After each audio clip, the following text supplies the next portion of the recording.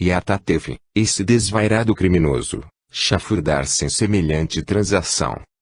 Sim, é indigno, e os deuses o puniram, deixando-o praticar esse atentado para o qual, aliás, não encontro explicação plausível, concluiu Atazu, pensativa. Minha real senhora, permite a teu escravo arbitrar uma ideia, e pune-me, caso te desagrade, começou Senuti, depois de um minuto de meditação. Parece-me que a imensa fortuna de Atatef, e bem assim o soberbo palácio que terminara de construir reverterão, de direito, para a noiva, e devem ser acrescidos ao dote que destinas brevemente a nobre Neit. Teu conselho é sempre sábio, fiel Senuti, e vem a propósito porque vou casar Neit com o príncipe Sargon. Sem embargo, é de equidade que o templo de Amon receba uma indenização pela ofensa feita ao Deus, e, em tal intenção, determino seja o terço de todos os bens de Artatef ofertado ao templo, e o resto juntarás ao dote. Além disso, Senuti, manda chamar amanhã cedo o usurário, e resgata, do meu tesouro, a múmia de Mena, cujo perispírito entre os egípcios, deve sentir-se extremamente aflito pelo ultraje perpetrado contra o seu invotório mortal. Tu farás sentir ao sórdido agiota que, embora a lei autorize tais transações, eu desaprovo esse modo de desmoralização e de ajuda ao custeio de loucuras, às expensas do que há de mais sagrado. Dize-lhe que, salvo tornar-se mais comedido, eu farei procurar nova profissão nos estaleiros da Etiópia.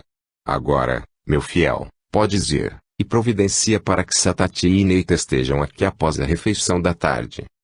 À hora indicada, as duas mulheres apresentaram-se em palácio, Satati, vagamente inquieta, e Neit, jubilosa por haver tão depressa encontrado oportunidade de fazer sua rogativa à rainha. Uma das damas de serviço recebeu-as na antecâmara real, e pediu à esposa de Paíra guardar-se ali, enquanto conduzia Neit ao quarto de dormir de Atazu. A rainha estava só, reclinada no leito de repouso, parecendo inteiramente absorta em pensamentos desagradáveis, mas, ao avistar Neit, sorriu e fez sinal para aproximar-se, e, quando a jovem, contente e ruborizada, ajoelhou junto do leito, tirou-lhe o gorro da cabeça e, com acariciante movimento, alisou-lhe os belos e bem cuidados cabelos, dizendo, bondosa: por que não me confessaste, louquinha, que desposavas Artatef contra a vontade? Vamos. Não tremas, nem baixes a cabeça, eu te perdoo a falta de franqueza, não foi para ralhar que te chamei, e sim para te anunciar uma grande felicidade. Hoje, o príncipe Sargon veio pedir-me consentimento para te fazer sua esposa, eu lhe concedi tua mão. Sargon, exclamou Neit, enroxando-se de emoção e assombro. Sim. Agrada-te ou inspira-te repugnância? Indagou Atazu, surpreendida. Não. Eu mal o conheço, mas, tal pensamento me assusta, balbuciou a moça toda fremente. Isso não é nada, disse a rainha com alacre sorriso. Esse susto passará depressa, e embora não o ames ainda, virás a amá-lo, porque é bom, belo, culto e te ama apaixonadamente. Tu ainda não sabes o que é amor, Neit, e por isso te alarmas. Tu não tens denominação para esse sentimento, nem criaste a imagem do que será teu porvir. Pois bem, eu te digo, será Sargon o homem que te fará feliz, será seu braço um escudo, seu coração teu escravo. Isentos de preocupações, vivereis no belo palácio de Artatef, que anexei ao teu dote, juntamente com uma parte dos seus haveres. Assim se realiza um desejo que sempre alimentei em minha alma. Neit inclinou a fronte, coração contraído, cabeça pesada, com um vago terror oprimindo-a, fazendo faltar-lhe coragem para pôr objeções à vontade da grande soberana, que ela amava e temia ao mesmo tempo, e dizer, não quero o homem que escolheste, prefiro um obscuro soldado, que teus olhos jamais notaram por entre a multidão que te rodeia. Teu desejo, minha rainha e benfeitora, é sagrado para mim, eu te obedeço e desposarei Sargon, murmurou ela. Não terás motivo para lamentar teu gesto, respondeu Atazu, com um clarão radioso emergindo dos negros olhos. Absorvida pelos pensamentos íntimos, passara despercebida ao seu reparo a luta recôndita de Neit. Amanhã, minha filha, eu pessoalmente te conduzirei ao palácio do teu futuro marido, e, para festejar o noivado, faço-te presente de uma vestimenta e de um adorno usados por mim. possam esses objetos, que receberás hoje ainda, trazer venturas. Alegria e orgulho arrebataram momentaneamente as apreensões no coração versátil de Nate, e, com os olhos brilhando, agradeceu a rainha, a qual, não menos satisfeita, a beijou na fronte, em despedida. Penetrando, à sua vez, na Câmara Real, Satati prosternou-se e beijou o chão com respeito e humildade. Depois, ao ver que nenhum sinal de benevolência lhe indicava levantar-se, permaneceu ajoelhada, enquanto um colorido amarelo terroso invadia seu rosto bistre. Um simples olhar à rainha, que caminhava vivamente de um ao outro lado do aposento, deu-lhe a convicção de que uma tempestade avizinhava-se. Sobrancelhas franzidas e cruzadas sobre uma ruga na testa pálida, as finas narinas fremindo, a boca exprimindo a dureza glacial que a caracterizava nos momentos de cólera, tal era o aspecto da rainha. Serva infiel e ingrata, disse Atazu em voz irritada, detendo-se bruscamente, que ousaste fazer? Violentaste e vendeste ao miserável Artatefa a criança que te confiei, e isso para cobrir as infâmias de 2 homens sem brio nem honra, que não recuaram ante o sacrilégio de penhorar o corpo do seu parente. Que são Pair e Mena para Nate. Servos que devem beijar as pegadas dos seus passos e respeitar por ordens cada um dos seus caprichos. Esqueceste que te paguei para cuidar dela, e não para traficar com ela, como se negocia uma escrava. Ou, na tua criminosa petulância, supuseste que a verdade jamais chegaria aos meus ouvidos, e que por isso nunca te pedisse contas da tua conduta. Responde. E treme ante a minha justa cólera. Sacudida qual folha enrodilhada pela ventania, Satati recaiu prosternada, e como que pregada ao solo pelo olhar que a fulminava. Depois, arrastou-se para junto da rainha, que se mantinha de pé, olhos coruscantes, e ergueu para ela os braços súplices. Filha de Ra, tão grande e poderosa quanto ele, sei o que teu sopro é bastante para me destruir, qual o vento do deserto açoitando o arbusto, sei que teu olhar pode reduzir-me a cinzas.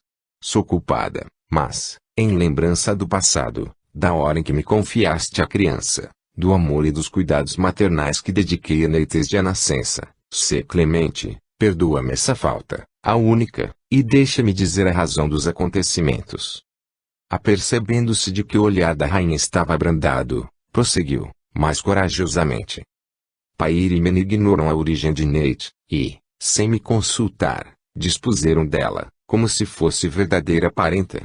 Quando soube a verdade, a vergonha e o receio de atrair o desprezo sobre a fronte de meu marido e de meus filhos reduziram-me ao silêncio. Por outro lado, influiu o pensamento de que Artatefe, belo, rico, nobre e apaixonado, daria, no final das contas, a felicidade a Nate. Atazu não respondeu. Um rio de reminiscências doces e pungentes viera desaguar em sua memória. O apelo ao passado, que Satati evocara, havia subitamente despertando nela todos os sentimentos sopitados do único tempo em que havia fluído os direitos do coração, do sonho de amor, embriagante e fugitivo, que passara qual tempestade sobre sua orgulhosa alma.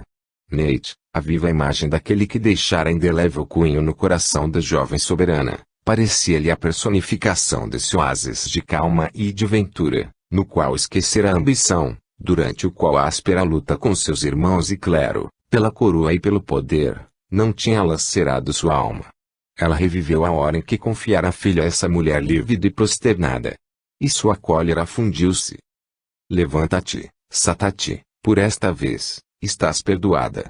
Hoje é dia de júbilo para mim, porque trouxe a realização de um secreto anelo, ao qual já havia renunciado. Sargon vai desposar Nate, e tal alegria me predispõe à clemência. Em memória de Mena, cuja sombra aflita esvoaça sem dúvida em torno do seu ultrajado corpo, quero, por esta vez, salvar-vos da ruína. Sem lute, com recursos do meu tesouro, resgatar a múmia do meu fiel servidor e saldar as dívidas de Pair e de Mena.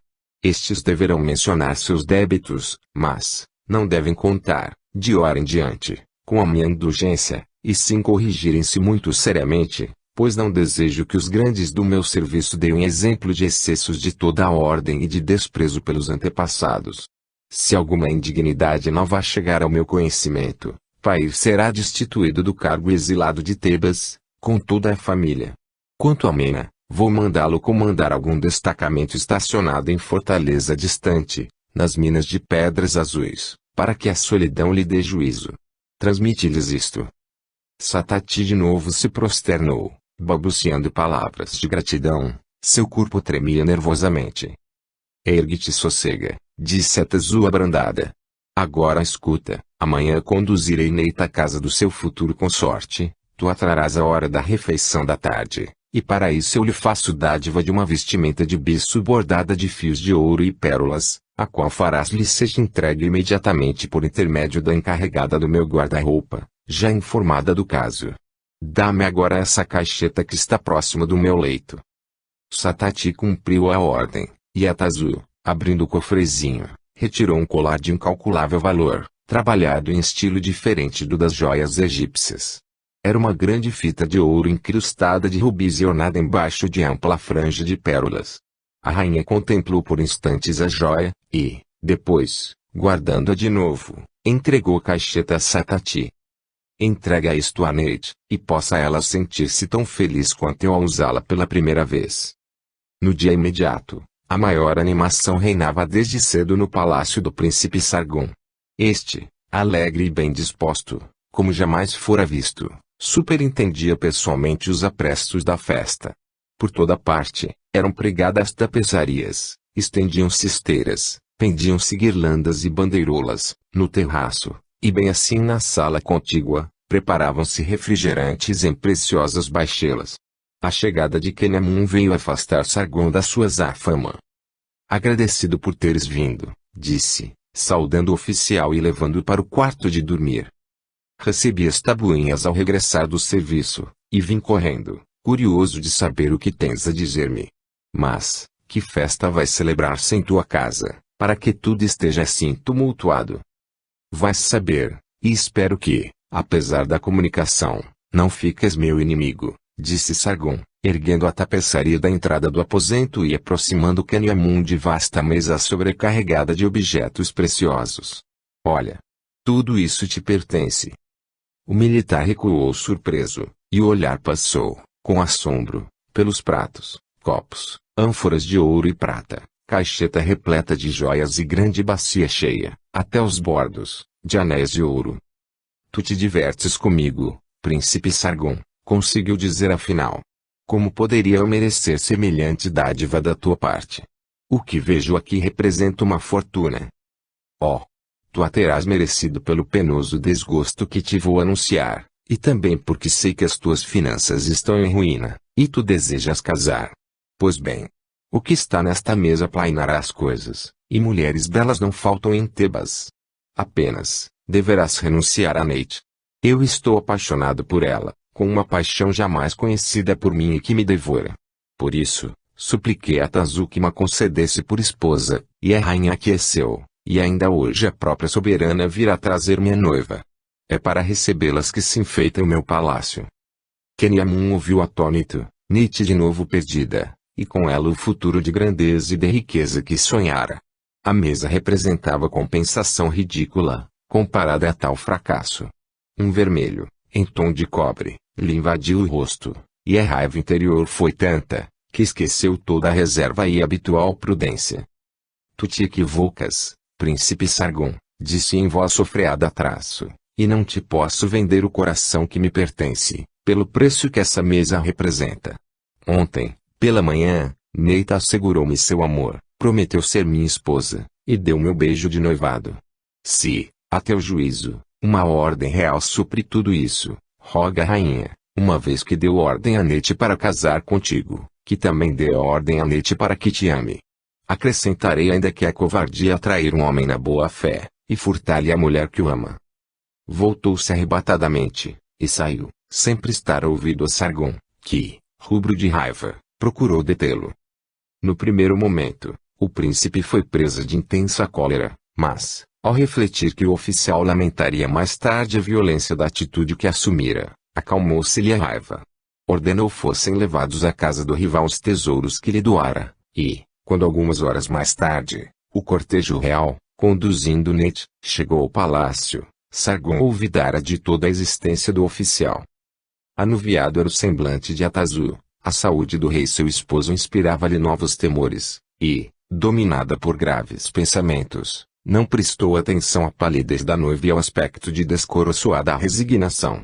Apesar disso, a rainha testemunhou a Sargon amabilíssima benevolência, aceitou os refrigerantes, bebendo a saúde dos noivos, e uniu as mãos de ambos, lembrando ao príncipe que ele era, ante os deuses e ela, o responsável pela felicidade da jovem. Depois, falando a Neith, disse que, pela obediência e fiel amor, devia fazer a maior ventura do marido. E, tendo ainda conversado com todos e concedido a cada um palavras de favor, Atazu regressou à corte, ordenando, porém, a Satati permanecesse junto de Neith e procurasse facilitar aos noivos oportunidade de uma palestra a sós, a fim de travarem melhor conhecimento mútuo.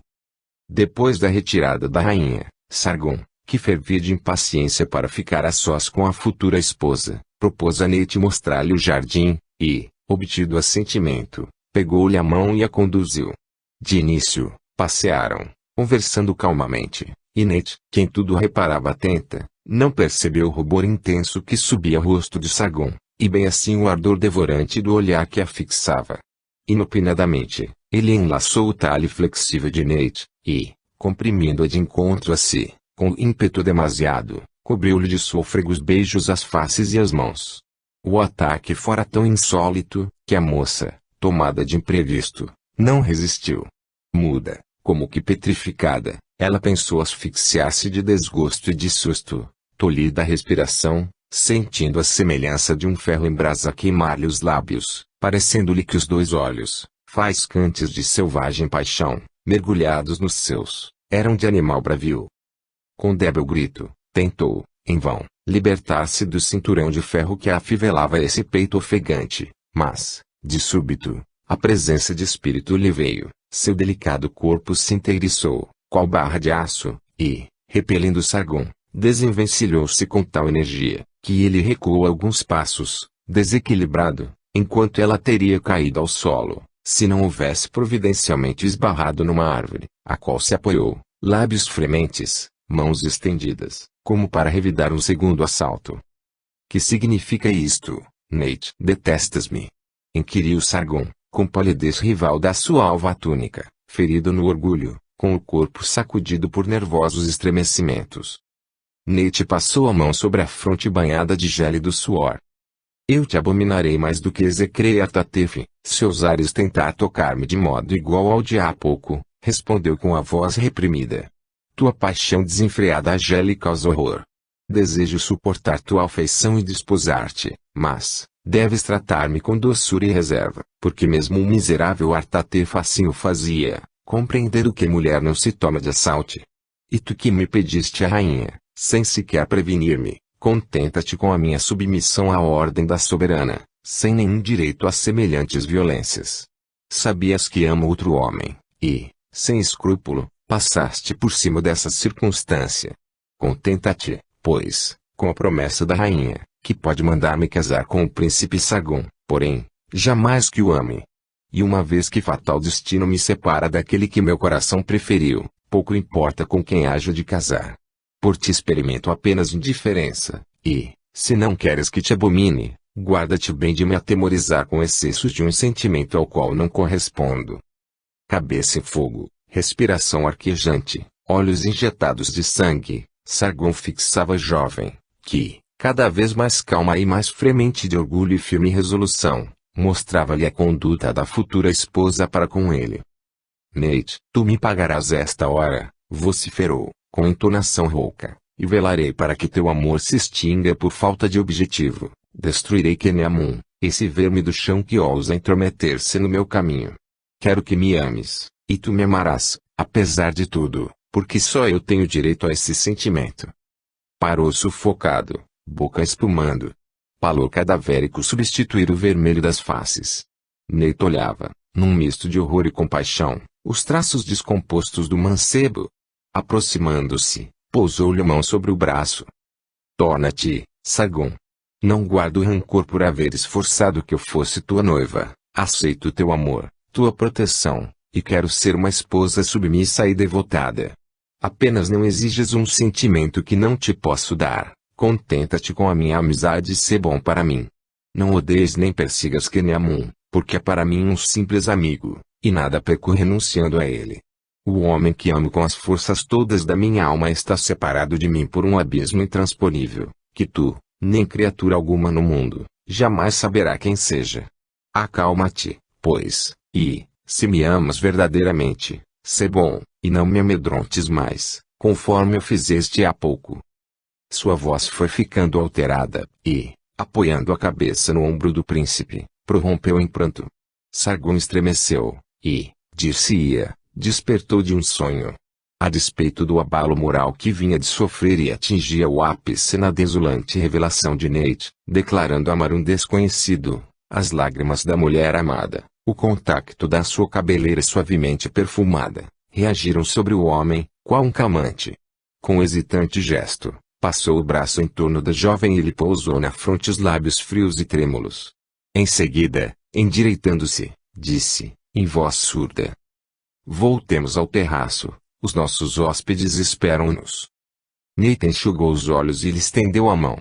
E, quando reapareceram aos convidados reunidos, ambos haviam reconquistado bastante calma para não despertar atenção. Sargon procurou os grupos masculinos, dispensando a noiva a atenção protocolar, e, somente quando ela rumou para a liteira, de regresso à casa, teve atitude mais afetuosa, abraçando-a. Seus olhos, então, emitiram centelhas devorantes que pareciam envolver em chamas a jovem. Nate, sob a ação de tal olhar, empalideceu, mas, forçando um sorriso, retribuiu o beijo do noivo.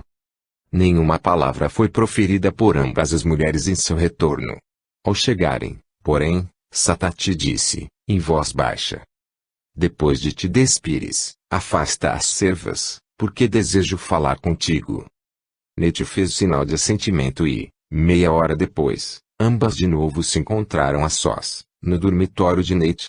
Sentando-se junto à jovem que, em seu comprido e alvo vestuário de noite, se prostrava, pálida e desfigurada, em uma poltrona, Satati pegou-lhe a mão. Em primeiro lugar, deixa-me anunciar-te uma boa notícia: todos os nossos apuros financeiros estão solucionados. A rainha, em lembrança de teu pai, resgatou a múmia e regularizou as dívidas de Pair e de teu irmão. Sob esse ponto de vista, estamos salvos, mas, outra coisa me inquieta: as tuas relações com Assírio, cuja paixão violenta pode tornar-se fatal a ti. Sê prudente, Nate, não lhe mostres tão abertamente tua indiferença, pois ele não é igual a Artateve, que, apesar dos defeitos, se mostrava indulgente contigo, e te considerava qual uma criança, e por isso não se ofendia por nenhum dos teus caprichos. Sargon fará pagar caro teus maus tratos, seu amor desdenhado pode transformar-se em ódio, e, então, esse homem será implacável contigo. Evita, pois, minha filha, irritá-lo, e, deixa que te diga, temo que o hajas melindrado irremediavelmente. Quando voltou do jardim, tinha uma expressão estranha, e surpreendi seu olhar fixando-te com rancoroso ódio, que me assustou. Confessa-me o que ocorreu entre vós. Malgrado a desconfiança e a inimizade secreta que experimentava por Satati, Nate sentiu que dessa vez ela tinha razão nos conselhos, visivelmente ditados por uma boa intenção. Tens razão, Satati, respondeu, suspirando mas, receio que teu bom conselho chegue muito tarde. E narrou a cena desenrolada entre ela e o príncipe no terraço. Eis o que é lamentável e difícil de reparar, disse Satati, preocupadamente. Mas, e não esqueças jamais, se sobrevier outra cena grave com o príncipe, avisa-me imediatamente, a fim de que eu a comunique a Tazu. A rainha te ama e vela por ti, tanto quanto a própria deusa Thor, e nenhum perigo poderá atingir-te se ela o souber. O seu socorro potente seguir-te-á aonde fores, porque secreto laço vos prende. Pensa nisto, Nate, e não traias este segredo. Depois da retirada dos convivas, Sargon reentrara em casa violentamente agitado. Arrancando as joias que o adornavam, afastou os escravos, e, qual tigre enjaulado, caminhou pelo quarto de dormir. Que terrível desgosto terminara aquela tarde, que esperara fosse uma das mais belas da sua existência. Tivera a mão da mulher amada, mas, não o seu afeto, e ele, O altaneiro, o desdenhoso que sempre zombara do amor das mulheres, ali estava, por sua vez, desdenhado, repelido por essa moça adorada com insensata paixão. A lembrança da dureza com que lhe proibira aproximar-se dela, dando curso pleno aos seus sentimentos para com ele, a recordação da repulsa com que se desprendera de seus braços e repelira aos beijos, uma tempestade de desespero, de raiva impotente e de sede de vingança desencadeava-se na alma do jovem Eteno. Esses férvidos sentimentos, trabalhando intimamente, provocavam roucos soluços, enquanto mil fantásticos projetos revoloteavam no seu pensamento superexcitado. Não admitia ser tolerado, e sim ser correspondido no mesmo grau do seu amor. Por fim, quebrantado pela tortura moral e pelo esgotamento físico, Sargon atirou-se para o leito e adormeceu num sono pesado e febril. Ignorando tudo quanto ocorria no exterior, exceção feita de raras notícias que seus guardiães lhe transmitiam, Artatef continuava vivendo no Homeseu subterrâneo, que só abandonava à noite, para respirar um pouco da aura fresca das margens do Nilo. O desencorajamento e a fadiga haviam se apossado do pobre homem, todos os seus sentimentos estavam amortecidos, e a atmosfera pesada e malsã na qual vivia atuava-lhe de modo desastroso sobre os nervos e a saúde. Sabia, por informação de Enofer, que o procuravam encarniçadamente, mas não lhe disseram que a múmia do velho Mena fora resgatada, nem que Nete contratara casar com Sargon. Ao saber do chamado à presença de Senute, Smenkara aterrorizou-se quase a perder os sentidos, e, ao encaminhar-se para a audiência, recordou e ruminou a lembrança da longa série de crimes e ações ilegais acumulados em seu viver, e perguntava a ele próprio, com angústia, qual das infâmias praticadas teria quiçá transpirado e atraído a atenção do poderoso ministro de Atazu. Ciente de que se tratava do resgate da múmia, acalmou-se, mas as severas e ameaçadoras palavras de Senute, que lhe disse estar ele, Smenkara, sob as vistas da punição, e que, ao primeiro delito, seria enviado ao degredo, deixaram-lhe um peso sobre o coração e uma indefinida inquietude quanto ao futuro. Certa noite, aproximadamente 15 dias depois, Enofer e seu marido, tendo terminado de fazer contas dos labores, dispunham-se a dormir, quando reiteradas batidas soaram na porta do domicílio particular. Espantado e inquieto, Smenkara correu a verificar do que se tratava, a ver quem ousava apresentar-se em hora tão imprópria. "Abre, ou algo de mal pode acontecer-te por isso", respondeu uma voz imperiosa, ao mesmo tempo que novo golpe soou na porta. Intimidado, o usurário abriu e deu passagem a um homem de elevada estatura, e tão impenetravelmente envolto numa capa escura, de capuz, que impossível se tornava distinguir algo da fisionomia ou do traje. Ao constatar que o visitante estava só, Smenkara readquiriu a calma. "Que me queres tu? E quem és, para ousares perturbar-me a semelhante hora?" O incógnito, que havia cuidadosamente fechado a porta, voltou-se, e, desembaraçando-se da capa, descobriu um comprido hábito branco e a raspada cabeça de padre. "Hanseneb", exclamou Smenkara, recuando, boca escancarada, como se estivesse ante um fantasma. Depois, ajoelhando, beijou o chão, dizendo em seguida: "Que os deuses bendigam e protejam cada um dos teus passos, grande servidor de Amon, e diz o que te conduz ao meu humilde teto." "Ergue-te", disse o sacerdote, "e leva-me para um recinto onde eu possa falar, sem risco de ser espionado." O usurário levantou-se e conduziu Hanseneb à sala contígua, onde Enofer o acolheu com as maiores demonstrações de humildade e respeito. "Guia-me aonde está Artatef, que, eu sei, se esconde aqui, preciso falar-lhe", disse o padre sem preâmbulo. Inseguro e assustado, o casal quis negar, mas Hanseneb prosseguiu, dominando a ambos com acerado olhar. "Não mintam, Artatef foi visto, ele, todas as noites, vai respirar nas bordas do Nilo, sob as escoras da velha escada abandonada do bairro estrangeiro. Fui observado e seguido. E nada teria sido tão fácil quanto prendê-lo, lá ou aqui, fazendo cercar vossa baiuca pelos guardas do templo. Nós não queremos, porém, a morte de Artatef. Leva-me imediatamente à sua presença, e depois aguarda, aqui, que eu haja terminado de lhe falar." Sem retrucar mais nada, Smenkara e a mulher guiaram Hanseneb ao esconderijo e ajudaram-no a descer a escada de pedra. Dá-me a lâmpada de volta para guardares meu regresso, ou que te chame, disse o padre. Senhor, ele está armado e pode crer-se perdido. Deixa que o previna. Seja. Precede-me, diz-lhe que uma pessoa vem falar-lhe, consentiu o sacerdote. Ao ver seu cúmplice chegar com a luz e ouvindo anunciar a vinda de um visitante, Artatef ergueu-se, sobressaltado, do seu grabato, mas, apercebendo Hansenebe, empalideceu e pegou nervosamente o cabo de uma faca que trazia presa ao cinto. Tranquiliza-te, não venho na qualidade de inimigo, disse o padre, sentando-se e fazendo sinal ao AJ para retirar-se, pois não é difícil compreender que conhecer o teu refúgio equivale à tua prisão.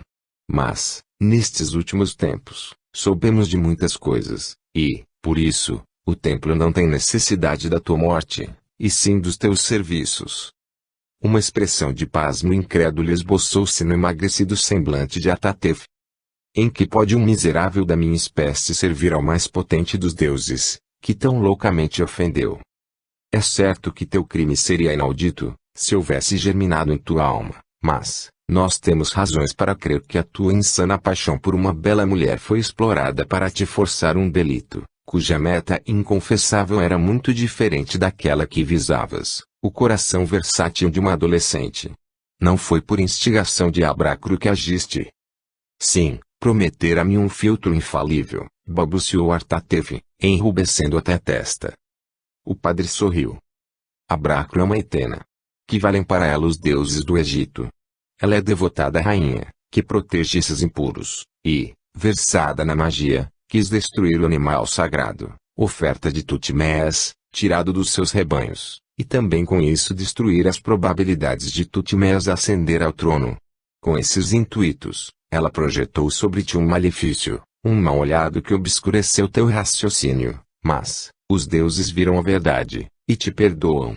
Já foste bastante punido, perdendo a tua hierarquia social e os haveres, dos quais a rainha ofertou ao templo uma parcela ínfima.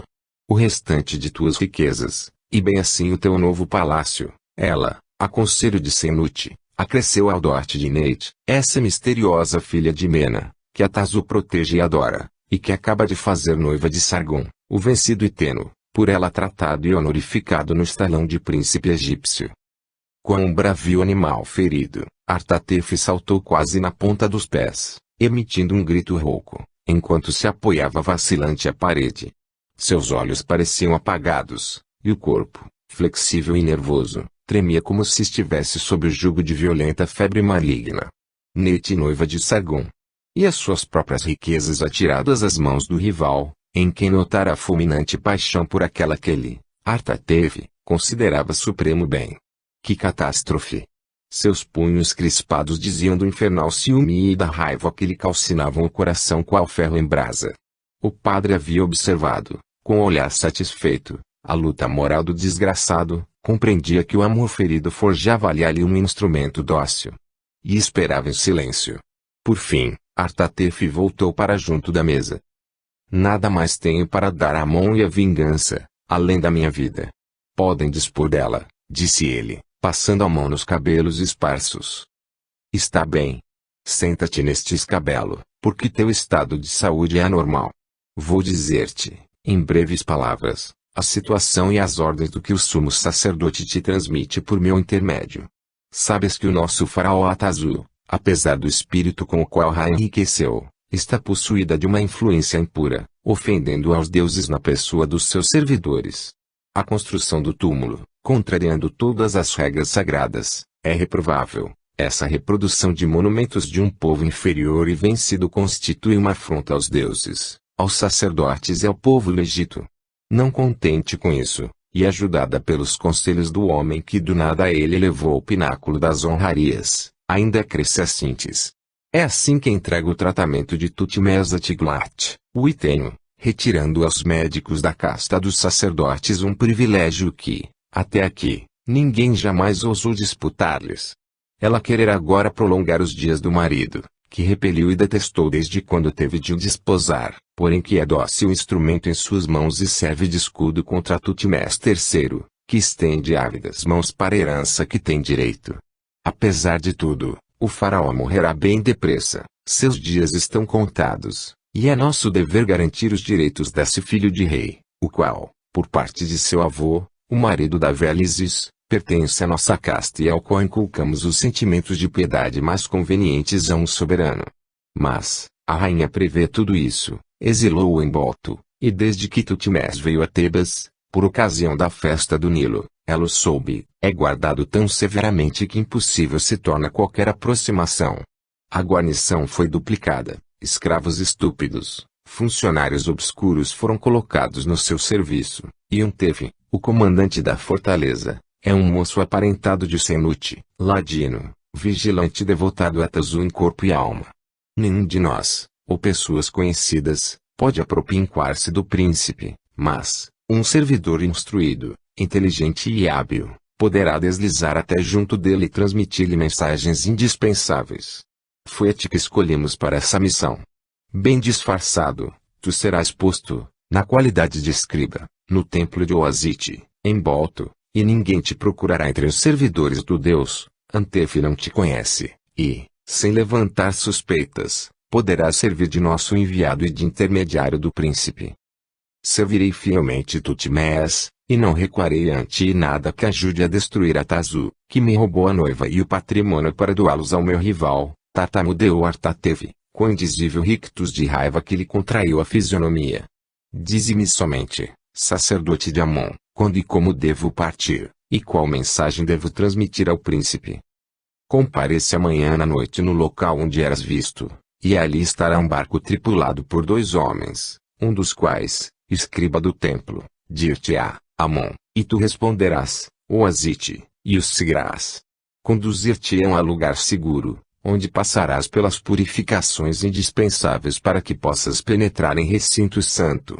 Depois partirás munido de todas as instruções necessárias. Serei pontual e farei remeter um disfarce por Sumencara. A propósito, tens confiança no onzenário e na mulher? Pode contar-se com eles, pagando bem? Interrogou Hanseneb, que se erguera para partir. Respondo por ambos. Então, faz-lhes compreender que podem angariar boas gratificações, prestando serviços a Amon. Eles devem sondar sutilmente a opinião da população a respeito da construção do túmulo estrangeiro, sobre Senute, e com referência à situação do pequeno Tutmés após a morte prevista do pai reinante. Eles devem espalhar, discretamente, o boato de que a rainha desafia os deuses, despreza os conselhos dos sacerdotes, e quer desfazer-se dos 2 irmãos para dominar sozinha. Enfim, não devem perder de vista homens empreendedores, que tenham influência sobre seus semelhantes, a fim de poderem, na ocasião oportuna, pô-los à frente de uma sedição. Assim será feito. O padre saudou com aceno de mão e saiu. A destruição de todas as suas esperanças fora um terrível golpe para Kenemun. No primeiro momento, a ira chegara ao auge, e queria tirar sangrenta vingança de Sargon.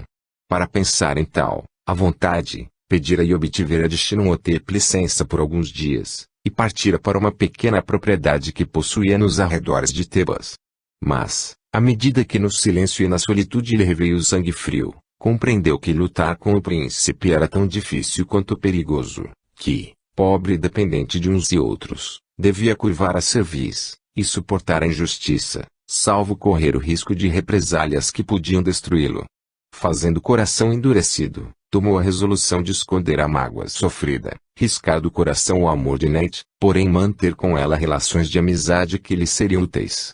Reentrando em casa, encontrou os ricos presentes que Sargon havia remetido, a despeito da recusa, e, recalcando o desejo de atirar todos aqueles objetos na face do insolente doador, escreveu algumas palavras de agradecimento. Guardo a preciosa dádiva, escrevia ele, no grau de lembrança da tua benevolência e por prova de que desculpas as expressões irritadas saídas do meu coração ferido, e jamais por indenização pela mulher que amo e que me tomaste. A reflexão fez-me compreender que um pobre oficial, qual eu sou, não pode rivalizar com o ilustre príncipe, e que tens mais direito de possuir Neit, que foi criada, por sua beleza, para ornar um palácio. O portador de tal missiva trouxe, para seu espanto, uma resposta do príncipe assim redigida: ainda uma vez que Neamun, Confesso que errei em te arrebatar a mulher cujo coração julgas possuir, mas a paixão faz egoístas. Vem visitar-me, tenho imperiosa necessidade de te falar. Muito intrigado, Kenyamun foi no dia seguinte à casa de Sargon, que o recebeu no terraço, seu retiro predileto.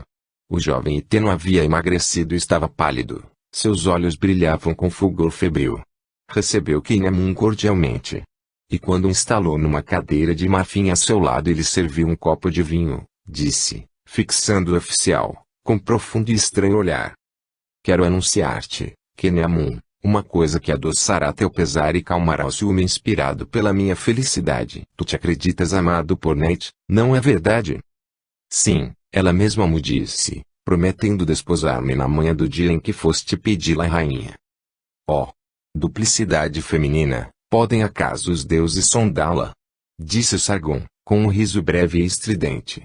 Deixa-me dizer-te, Kenyamun, que te equivocas. Na tarde do nosso noivado, Neit declarou-me não sentir por ti outro sentimento que a amizade, e que lhe é indiferente desposar um outro, visto que, acrescentou ela, amo de todas as forças da minha alma um homem ao qual não posso pertencer e do qual ninguém jamais saberá o nome. Não é, pois, Kenyamun que me impede de te amar, Sargon. O jovem oficial ficou de boca aberta, emudecido de espanto. Dois pensamentos turbilhonavam em seu cérebro, Neit não o amava, e Sargon, o noivo, confidenciava-lhe isso. Por quê? E tinha razão de admirar-se, o sombrio e vingativo assírio não teria de certo confiado ao seu rival o ultraje sofrido, o desprezo do seu amor demonstrado por Neit, se um selvagem desejo de conhecer o mortal preferido pela jovem não houvesse absorvido a sua alma. Mas, para satisfazer a esse anseio, tinha necessidade de Kenyamun, por isso que, taciturno e desconfiado, havia evitado quanto possível a convivência da sociedade, onde se sentia mal visto e desdenhosamente tolerado entre os orgulhosos vencedores e destruidores da sua raça, e que só respeitavam no prisioneiro sem postos, sem pátria, o protegido da rainha. Tal reserva tornara-o estranho ao movimento da capital, e da própria Neit ele não sabia nada, ignorando os lugares que frequentava, com quem convivia, e quem lhe poderia merecer a preferência. Kenyamun, que era acolhido em todas as rodas, que conhecia toda a gente, devia ajudá-lo a descobrir esse rival incógnito. Excitado pela descoberta de haver sido ele também enganado, espicaçado pelo ciúme, o oficial descobriria a verdade, e, então, Sargon encontraria sem demora a oportunidade de destruir silenciosamente o indesejável homem que lhe murava o caminho da felicidade. Seu amor por Neit aumentara estranhamente depois da penosa cena, durante a qual fora repelido tão cruelmente, embora esse amor estivesse mesclado e envenenado de surda raiva, de ardente sede de vingança. Possuí-la, mesmo contra a vontade dela, e fazê-la pagar, por meio de cruéis humilhações, o que lhe fizera, tal era o pensamento único de Sargon. Esmaecida a primeira impressão de espanto, Kenyamun refletira, e rapidamente passara em revista todos os mancebos que Neit poderia ter encontrado.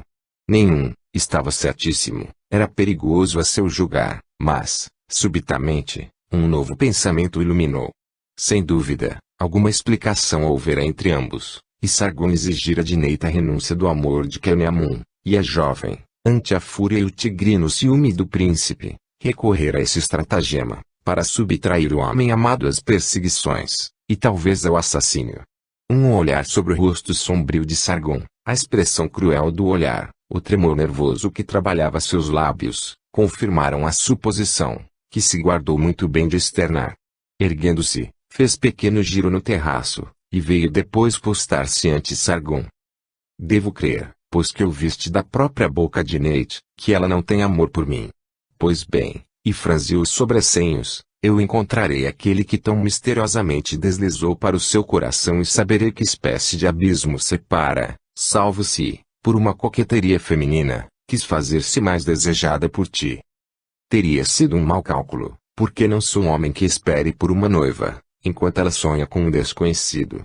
Mas, deixemos isso. Tenho necessidade de acalmar-me e de distrair-me, e, nessa intenção, peço-me conduzas à casa de Tuar, cuja filha, dizem, é encantadora, e onde se reúne numerosa sociedade. Oh! Tuá sentir-se-á feliz em te acolher em sua casa, e, se isso te convém, eu te apresentarei lá, dentro em pouco. Tuá e Nefer te dão uma de suas ruidosas festas, e terás a melhor oportunidade de fazer conhecimento com elas e de te divertires. 9. Núpcias e luto no Egito. Muitas semanas decorreram. A época fixada pela rainha para o casamento de Neit e Sargon aproximava-se, mas esse detalhe particular desaparecia na expectativa ansiosa e na subterrânea inquietude citadas em todo o Egito pela perspectiva de graves ocorrências políticas que se preparavam. A saúde de Tutmés II piorava cada dia e próximo estava o momento em que o débil faraó, dominado e subjugado por sua real e enérgica esposa, deixaria vago o lugar que ocupava no trono. Todos pressentiam que a ambiciosa e ativa mulher, em cujas mãos firmes estavam as rédeas do Estado, não desejaria, por segunda vez, partilhar o poder, mas também se sabia que o jovem exilado Tutmés era sustentado por um grande partido, que se arregimentava entre o clero e os grandes egípcios, sendo que os padres não podiam perdoar a independência de espírito de Atazu, e os segundos o haver a rainha colocado acima deles um homem, Senute, saído do anonimato, do nada. Em compensação, a rainha era muito querida pela gente humilde, a qual a sua administração, sábia e pacífica, assegurava tranquilidade e favorecia o comércio. Além disso, a sua origem, de filha legítima de mãe que tinha estirpe realenga, e assim o esposo, de honrarias divinas, envolviam-no em uma auréola que constituía poderosa égide. Contudo, as revoluções, as intrigas palacianas e as lutas fratricidas não eram ignoradas no país, e mais de um coração se confrangia de temores ante o pensamento de cruentos sucessos que poderiam surgir em futuro próximo. No partido de Tutmés imperavam ódios, porque Atazu tomava medidas de precaução demonstrativas de perfeito sangue frio e resolução, as quais tornavam quase impossível qualquer tentativa de apossar-se da pessoa do pretendente, indispensável para provocar uma rebelião, quando da morte de Tutmés II. A guarnição de Boto fora duplicada. As tropas etíopes que a compunham estavam sob as ordens de oficiais fiéis. O comandante da praça, Anteve, homem vigilante e hábil, velava sobre o príncipe com o cuidado que se dispensa um prisioneiro. Sentinelas guardavam todas as saídas do palácio, e uma escolta numerosa e bem armada acompanhava Tutmés ao passeio permitido. Somente no templo, onde ia exercer culto aos deuses, podiam os padres, no santuário, no qual a escolta era vedado penetrar, transmitir-lhe notícias de Tebas, conselhos e consolações. Enquanto esses graves acontecimentos absorviam a atenção da rainha e de todo o Egito, os dois noivos continuavam vivendo em situação cada vez mais falsa e contrafeita, e a proximidade do casamento despertava no coração de Neito uma ansiedade misturada de desespero. Sargon, é certo, não lhe dava novo motivo para queixas da violência de sua paixão. Ao contrário, evitava isso quanto possível, mas, em tal exagerada reserva, Neit percebia uma recalcada raiva, um áspero desejo de humilhá-la, pela negligência e pelas dissipações a que se entregava ostensivamente. O outrora taciturno e misantropo jovem transformara-se em assíduo frequentador da casa de Tuá, cortejando Nefert, a quem inundava de joias, despendendo ouro a mãos cheias, e comparecia aos maus sítios de Tebas, de onde, por mais de uma vez, o conduziram inteiramente ébrio. É com acento circunflexo que lhe tentava afogar, em todos os excessos, a fogosa paixão que lhe subjugava o ser, embora inutilmente, porque a imagem da noiva, em toda a auréola da sua pura e senhoril formosura, perseguia nos desmandos das orgias e na entorpecência do álcool. Alternativas de fúria desesperada e de morna apatia reagiam nocivamente em sua saúde e caráter. Neita estava informada da conduta repreensível do noivo, todavia, jamais lhe esboçava qualquer reprimenda, e acolheu, nas raras visitas, com uma calma e indulgente bondade, ignorando que tal benevolência ainda mais irritava Sargon, porque a interpretava no grau de humilhante indiferença. Certo dia em que Neit se achava em casa de Roante, esta já esposa de Shinotep, ali chegou Kernemun. Fixando com interesse e curiosidade a jovem, que raras vezes avistara depois do noivado com o príncipe, constatou que Neit mudara muito naquelas semanas decorridas. A palidez do rosto emagrecido fazia realçar mais o tamanho dos olhos, mas a expressão de resignada tristeza espelhada no semblante aveludava-o, emprestando um novo encanto aos seus traços móveis. Notando o olhar atento do oficial, Roante suspeitou desejasse ele palestrar a sós com a jovem, e retirou-se, a pretexto de ordens a dar. Pela primeira vez, depois que lhe comunicara o crime de Artatefe, Kenyamun achava-se a sós com a noiva de Sargon. Curvando-se vivamente para ela, pegou-lhe a mão e disse emocionado: "É verdade o que me disse o príncipe, amares um desconhecido, e que deixei de ser o teu preferido." A jovem enrubesceu, e, elidindo a primeira interrogação, contestou, erguendo para ele um úmido olhar: "Isto não é verdade, tu és muito para mim, Kenyamun, um amigo, um irmão, que me inspira tanta simpatia quanto confiança. De boa vontade eu teria sido tua esposa, mas os deuses sem dúvida se opuseram à nossa união, pois, por segunda vez, separaram-nos. Sê meu amigo, estou tão isolada. Desconfio dos meus parentes, minha sorte está na vontade de outrem. Sargon é-me odioso, seu amor inspira-me terror e, eu pressinto, será fatal para mim."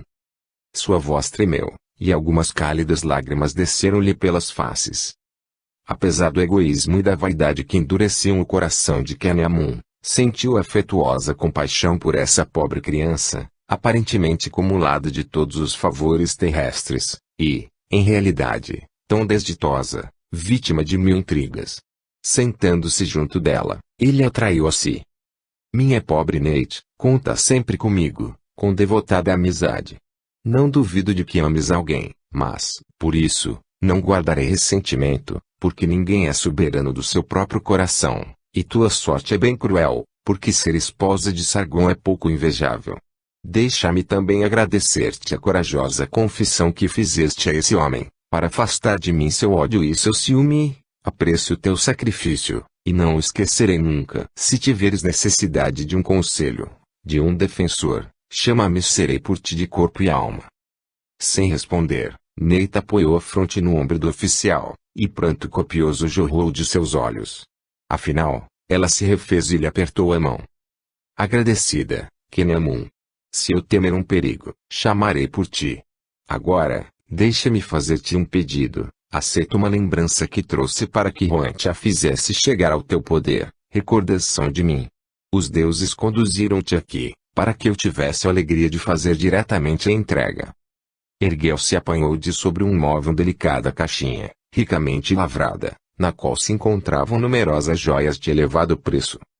"Aceita isto, e também o que Roante te enviará de minha parte. Recebi tantas coisas preciosas da rainha, e também dos haveres de Artatefe, que te desejaria doar uma parte. Outra rogativa, jura-me que, se te encontrares algum dia em embaraços, será a mim que recorrerás. Serei ditosa em acudir a um amigo." "Nate", disse Kenyamun, seriamente emocionado e atingido pela generosidade da moça, "como agradecer-te? Tu me doas riquezas, mas posso eu aceitá-las? De uma irmã e amiga tudo podes aceitar. Bem desejaria, casando contigo, livrar-te para sempre das mesquinhas preocupações de dinheiro, porque, eu sei, não és rico, e difícil se torna viver preso às exigências da tua condição. Deixa-me repartir contigo um pouco deste ouro que possuo em tanta abundância." Olhos umedecidos, o oficial pegou as duas mãos de Nate e as beijou. "Agradecido, Nate, aceito as tuas dádivas, e, se necessário, o teu auxílio amigo. Eu perdi em ti a melhor e mais bela das mulheres. Estou convencido, porém, de que conservarás para mim um lugar no teu coração, e serei feliz com isso. Não me recuses o que te vou pedir, deixa que te abrace uma derradeira vez, como se fosse um adeus ao passado, um selo do nosso pacto de amizade."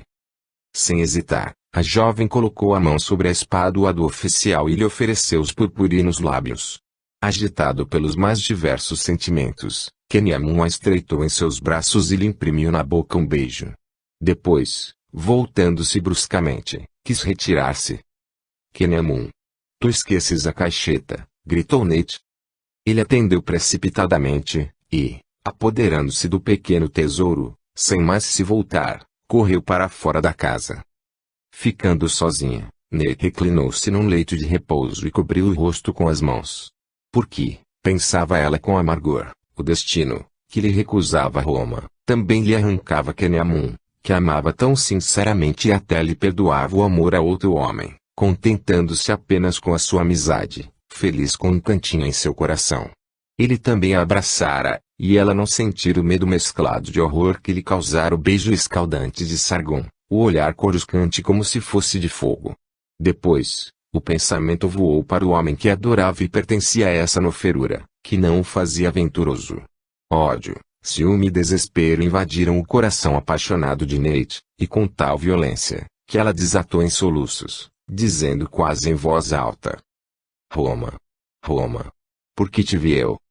Um suspiro abafado atingiu seu ouvido nesse instante, e a fez estremecer. Ergueu o busto e emitiu um grito. A 2 passos, apoiado a uma coluneta, estava, de pé, o jovem sacerdote de Hathor. Talvez devido à canícula, não vestia o comprido hábito branco, e sim o traje costumeiro dos nobres egípcios, túnica branca, curta, uma colar de duplas voltas e o gorro. Imóvel, qual bela estátua, ele fixava Nate com estranho olhar sem parecer apercebido da agitação da moça, que, surpreendida de improviso, tremia de pejo e de receio de haver traído o segredo do coração ante o próprio que ela amava. Parecia-lhe que Roma deveria ler o recôndito de sua alma e rir talvez da jovem que lhe suspirava o nome tão imprudentemente. A esta nova suposição, todo o sangue lhe afluiu ao rosto, ergueu-se como de um salto, e, passando qual flecha por diante de Roma, precipitou-se para o jardim, no intuito de refugiar-se ali, até que o sacerdote se retirasse, e também porque, nesse momento, a figura do homem amado se lhe tornara odiosa. Mas, antes que pudesse atingir a sombra espessa dos sicômoros, sentiu que alguém lhe pegava um braço e a detinha. Por que me foges, Nate? Acalma-te, disse Roma, fixando-a num fulgente olhar.